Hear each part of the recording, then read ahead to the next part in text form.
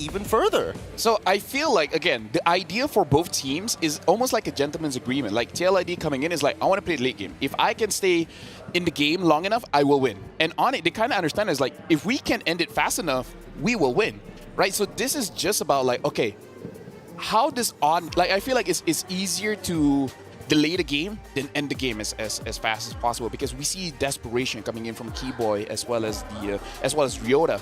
Looking at the draft, honestly, not that much change, except this time Kyrie does get the Suyo. Yeah. So maybe at this time, even if they don't go that fast, honestly, it's still fine. I don't know. It's a little interesting because ONIC, it looks like this is Severo's redemption arc. It's like, give me Harith, Coach SDL, give me one more time. Put me on that Harith. Just in case, be a meta save. Give Sicilian over to Sans? Yeah, give it to Sans. I mean, like, he's great on the Farsa, sure, but if you already know that TLID is going to play late, fight fire with fire, man. Especially when you're on first pick, right? ONIC is on that blue side, so you can even say it's a steal getting both Harith and Suyo, and then you get a Badang, but that means that they do trade the Hanzo over to Favian, which we haven't seen too much of it. Already on paper, ONIC just got away with so much. Yeah. You have the Harith, you have the Suyo, you can have Ryota again, just play with that Badang. He was just about to heat up game one, while Team Liquid ID end up with, again, I hate to say it, scraps. Like, these are like tier B heroes in the current metagame, but that's what's scary is they willingly did this. 2 picks in a row, first phase alone. They must have a plan with this Hilda, this Moskov, and this Hanzo. But again, if you look at the core understanding, it's like they want to scale up because this is a basic attack jungler. And Moskov, he scales fast, but, you know, like, he needs to scale first. Side lanes though, right? side lanes. Like, yeah, so, I don't know. It does seem like TLID wants to go back home tomorrow. I think it also plays into what TLID is already used to. That's true. Yeah. They got the side lane control, you know, you got Moskov, you can Hanzo, they can really, you can really reinforce that macro game, right? They've already had that advantage in game one, but this one enables it even more. It's all the more macro. It's just we'll play the map, we won't play you. I think they are starting to decide to, you know, I'm going to play you because Sans already showed some form of weakness. The fact that they're going Hanzo into the Suyo matchup willingly when Joy is available, I think they want to hurt their mid laner of ONIC. Actually, yeah, that's crazy. Like, Joy is slowly, people, I feel like the first 2 days of group stage, a lot of bans. Yeah. But after a while, people are like, actually... So, Woody meme, I don't want to play with you anymore. Exactly, yeah. I mean, but if the main... No. If the main thing is to take down Sans, why not the Haya? It would have been just as simple. Because they know that he's going to go on Sicilian. Get rid of some of these picks here. And interestingly enough, the Valentina, which I still think is kind of strange, this could be like, oh, let's put Yehezkiel on potentially holding a grudge against maybe even Ryota if he takes glue. Are they going to try to... Faramis? No, I'm actually thinking of... Yeah, either Faramis or go for a cheeky Lucas and put Hilda as roam. Like, that's a bit too weird. Because, yeah, the Valentina, like, either Eve... Phoveus is still open, by the way. Yeah, if we're like calculating XP laters. I don't think it's the worst. I mean, especially since the Hanzo is already on the side of TLID, it's less likely, even if we saw ONIC pick it up for themselves and put Badang into the roam. Sicilian. Because Suyo can't catch up to Sicilian. Oh, they pick up the Farsa. I mean, it's a good thing they're covering all their grounds, but yeah, a little bit of mismatch of identity here. So far, ONIC doesn't have any long-range heroes yet, right? They all need to kind of be up close, so this long-range deterrent, the zone control from Farsa does make a lot of sense. I feel like this might just be like a repeat of game number 1, where it's literally World War I, trench warfare, take it step by step, and then look for the bunker buster. I mean, I don't know. I feel like Sicilian is great. Like, Sans has shown that he loves it. And the Gato Kacha is good against Hanzo and Farsa. Feather S-Strike, AOG. Yeah. Hanzo, you know, comes out of the shadow, AOG. Like, yeah, I feel like Gato should have been banned, but who knows? Hey, now that they have Gato and Badang, Hanzo is a little less dangerous at the very least. You can peel for him, you can really punish him here. So I want to see how Team Liquid ID want to kind of round out their composition against quite a strong team fighting comp if they fall into the battle lines. Put Widdy in the hot seat once more, right? Game 1, he got an early jaw hit, but they did willingly ban jaw hit out this time. What, Tigreal has There's no more Cho in the pool too. Yep, they banned it out from the side of ONIC, so this final pick in the last 10 seconds for TLID, St. Lucas has really got to whip out deep into the pool, unless they've got like a surprise pick for us. And it looks like it's going to be Guinevere. My God. Oh. Why the disappointment, LaFell? No, it's not like disappointment. Gwyn is a very good hero. She can definitely crush you. The only thing is, her second skill has a very long cooldown. So if you miss that, it's going to be such a long time for you to, to recover. So I don't know, like Leo said, ONIC has like all the best heroes, not just in the meta, but for them themselves. And TLID, they're like, for me, just being a little bit too local. Well, let's see how local this game is going to get with Leon as well as Husky to take you guys into the Land of Dawn. That first series played earlier today went 4 games. Here we're going to find out if ONIC and Liquid ID are looking to go as fast as them. First on the board, Team Liquid ID. Their drafting so weird, Husky. Are you reading into this the same way LaFell is? Yeah, for me it's really weird, but at the same time it feels so liquid. It's like this weird feeling you get. You don't really agree with what they're doing, but if you think about it from another way, Liquid ID does have a way to play fast again, right? Play fast, that's what they have with Guinevere, probably the Aran, Hilda, but at the same time, if everyone plays side lane, Suyo, Moskov will be there. So in a way, I can see the idea from TLID. But here's the thing. We don't have to like it. We just have to understand it and see what they do with it. Game number 2 in this best of 5. Again, Team Liquid ID first on the board here against ONIC in this quarterfinals matchup in the Mobile Masters Playoffs. Looking at these early rotations, oh wow, ONIC is asserting their dominance. Oh, you see how fast they moved in on that Little Wanderer? Yeah. Then Kyrie once more gets a fast start, and this time on the Suyo of all junglers.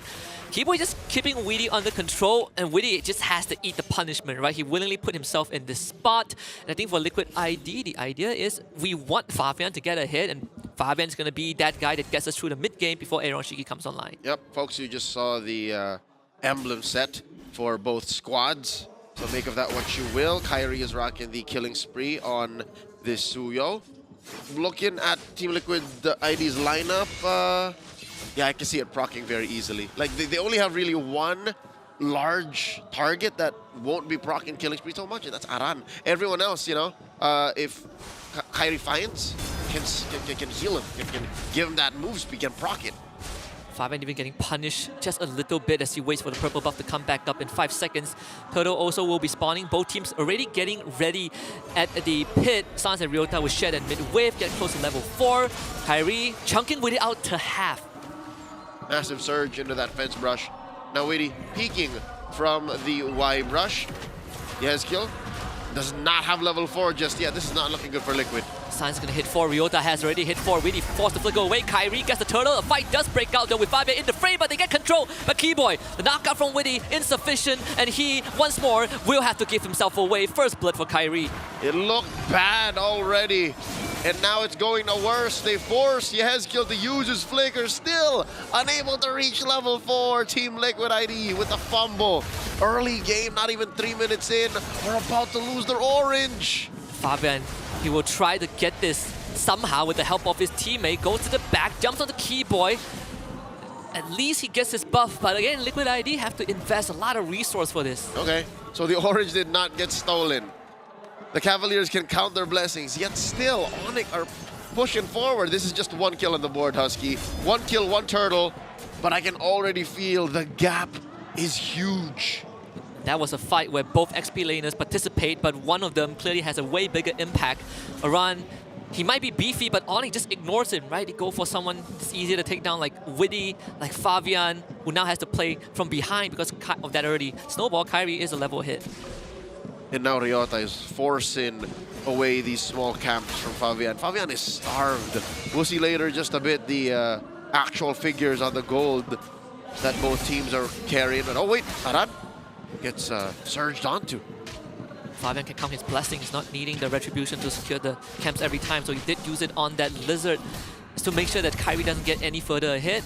But unlike game 1, Aran now is trapped in lane with Ryota when it was different in the previous game. They will jump onto him. Ryota taking too much damage, Aran will chop him in half. And to think it was Ryota who actually tried to lock in members of Team Liquid ID. You saw that fist crack, that fist break, leading to not much. It's all about that gold lane. It's been relatively mum, and Savero likes this Harith. He has a lot to make up for in Game 1. What's that like? What does that mean for Aaron Shiki? Just play like Game 1, but you have a lot more avenues on the Moskov, right? Just because of the macro advantage it gives you. And I like Weedy chunking Keyboy down to half this time. Sun's already using his ult, the Bat Feast. So TLID, knowing that there's some resources spent on ONIC, he's just going to pull back. Fabian will find Savero, jumps on him. Savero should be safe. All right, Feather Death Strike leading to not much. Zaman Force dropped in defensively, and all this time, ONIC working on that turtle. Second one for free. SOD hitting maybe 3 seconds, 4 seconds too late. That was a bit weird. I thought that TLID would have wanted to exert more control on the objective, but just gave it away to ONIC and got nothing in return.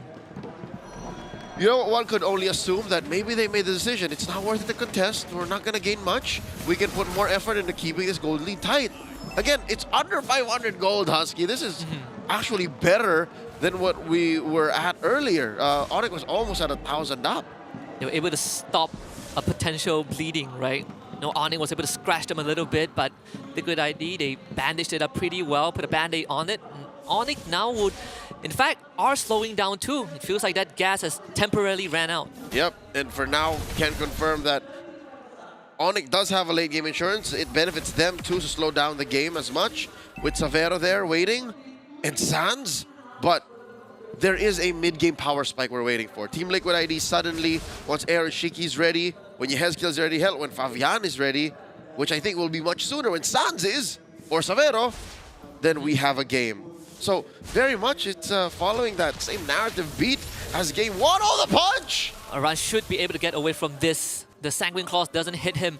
Once more, full commitment from ONIC ID, getting nothing, and Fabian will eat up that entire bottom wave just to make sure that Kyrie doesn't get anything going. Kyrie sitting at 1-0-0 here. Currently second on the gold leaderboard, only behind Savero. I think Liquid are slower than they were in Game 1. Shiki's number 3, yes, but Fabian is lower than Sans. In a way, it still feels like TLID's idea with this draft archetype is almost the same as Game 1. We want to find isolated targets. We want to start a fight with ONIC when we have a man advantage. But instead of a Jawhead tossing the target into the rest of his teammates, it's Hanzo hitting the backline and maybe Aaron Shiki joining across the map with the SOD. Turtle once more will be given over to ONIC, so all 3 turtles for blue side. And they're trying to punish one here. Aran won't survive. Not at all. Witty finding the full knockup on the Keyboy, who jumps underneath the turret, will get the punish, delivering that one to Yehezkiel. Fabian shows up to defend the turret. SOD does connect. Aaron Shiki shows out, finds a good stun. Ryota will bleed out. Fabian picks up that kill. Savero now will be on the run. They flicker. Witty finds the catch once more, and TLID comes back strong. Amazing thump by Witty. Does commit the flicker to get it, but if it's Savero every single time, that makes it all the more worth it.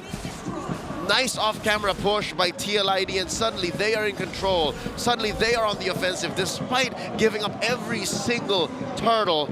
Liquid ID have found a way to make it through the cracks and take down ONIC even on the fairest of fights. That was actually a fight that ONIC started. Yeah, that was the best case scenario for Fabian too. No one was stopping him. No one was peeling him away from the rest of ONIC. He got his golden staff, and I believe Aaron Shiki got his too. So in a way, TLID have successfully executed the game plan earlier than they thought they would.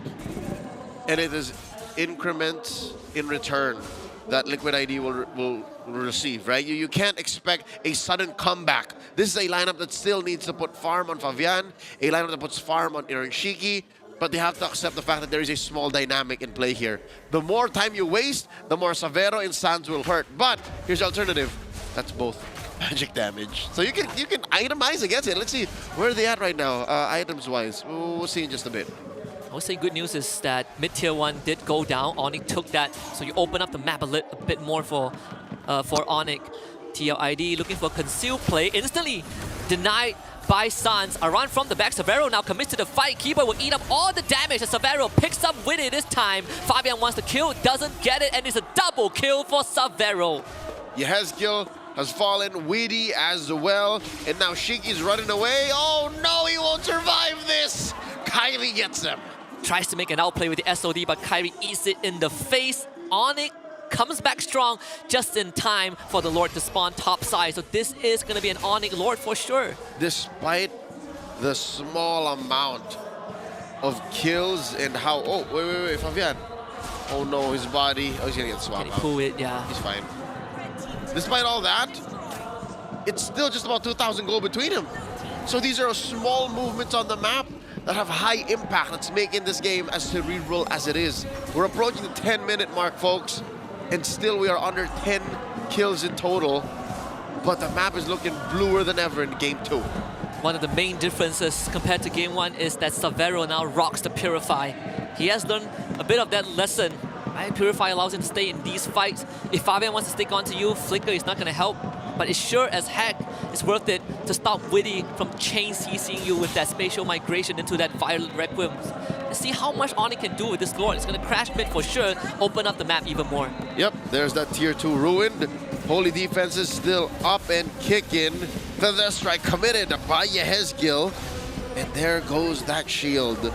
At least the waves will, do their best to take care of themselves for Liquid's sake, but ONIC are in control. Husky, they're, 5,000 gold up. All tier 2s falling to the side lanes, crumbling at the exact same time. Severo commits a diamond force, wants to go for Yehezkiel, taps him 3 times and he's dead. Mid inhibitor goes down, Witty forced to flicker away. Doesn't even get a chance to make a play, and Ryota though will get his moment. Aaron Shiki destroyed by Severo. So Fabian runs away, Kyrie in the front, ONIC now speeding things up, top inhibitor falls. There's not much Liquid can do here. They're down 3 men. Their lineup doesn't answer to the front line that good. And still, that's 5 members of ONIC in your face. Oh! ONIC might have a chance to end this. 12 minutes. They're going to take care of Witty. They will take care of Aran. Fabian drops Yehezkiel, watches as the runes of the base will be reduced to nothing. ONIC finds an equalizer. And we have a ball game. 1-1. Going into game number 3, this best of 5, ONIC